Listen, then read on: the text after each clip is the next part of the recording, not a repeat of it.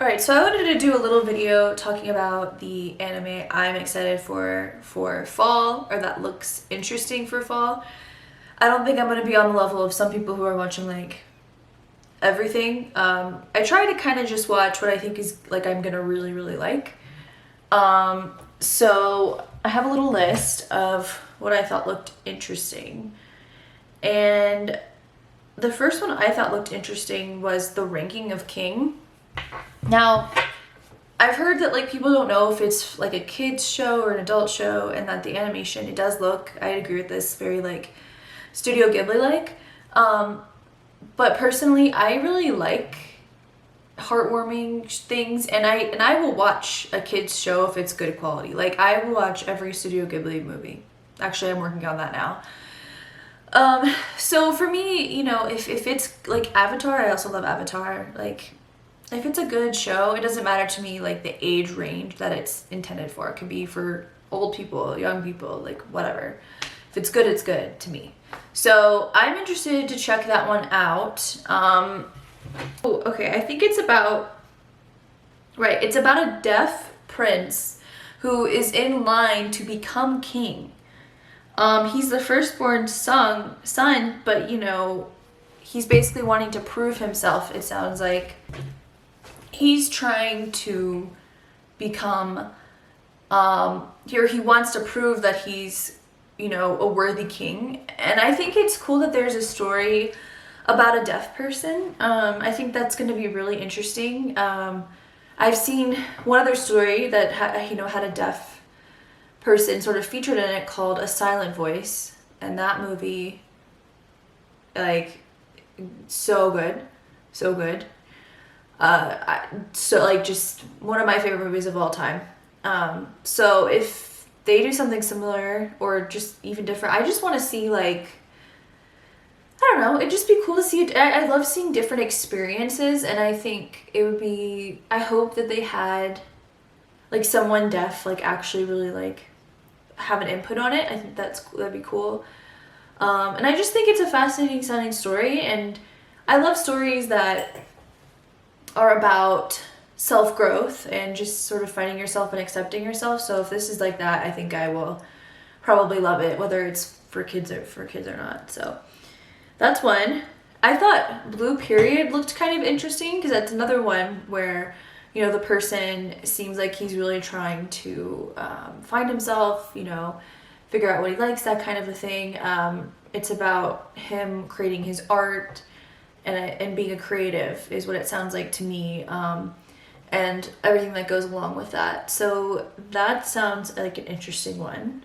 I also think Komi Can't Communicate sounds really good. I don't really talk about this much, but I've always had a bit of social anxiety.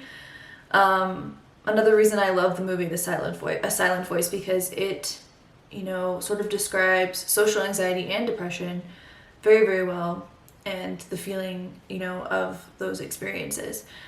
And Komi Can't Communicate is about a girl with social anxiety, I believe, who, you know, has a hard time communicating with others, and, you know, is very quiet at school, which is how I was back in the day. I was very quiet at school. So I think it has a lot of promise, and it could be really great for people, and maybe, you know, if it talks about mental health, that would be amazing. But either way, even if it's just sort of about her story of connecting with people, I think that would be really cool, and I would love to watch it. The other one I think looks interesting is called Tact Op Destiny, and I don't really know what it's about, but I just thought the animation style looked really cool, and it's been really hyped up. And so I was like, well, something about it looks cool, and I like Mappa because I like some of the other stuff that they've done. Like I really like Attack on Titan, was one of my favorite shows ever, and Jujutsu Kaisen, I don't know, I don't love that. I like it, but I don't love that show. But the ending, like for the first part of season 1, is like so cool, and I love it, and I love the animation of it. So I'm thinking I might like this show, but I honestly don't know a lot about the plot, so I could totally hate it. I don't know yet. We'll find out. But those are kind of the ones I have on my radar. Ooh, a bonus one is the Violet Evergarden movie, which I know isn't really a show, but that's coming on Netflix very soon, and I'm very excited for that. And of course, 86. I should have mentioned that, but I didn't put it on my list because I already talked about it. But I have a sort of a reaction, video of my initial thoughts of the first episode for season 2 if you want to check that out. Or if you just want to know about the show, I also have a review of that. But that's probably, I mentioned it last, but that's probably the thing I'm most excited for right now, is part 2 of 86. More very exciting things coming this winter, with Attack on Titan and Case of Vanitas and some other stuff. But this is what I'm most excited for. But at the same time, knowing me, I'll probably check out some other stuff just to see what it's about. Let me know if there's anything I should check out and I've missed. One I'm considering checking out too is called Fena Pirate Princess. I keep hearing it's really good.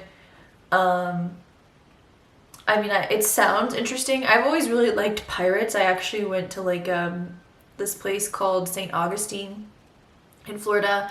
They have a pirate museum and it was amazing. So, as a fan of the history of real life pirates, I think it could be a really interesting show.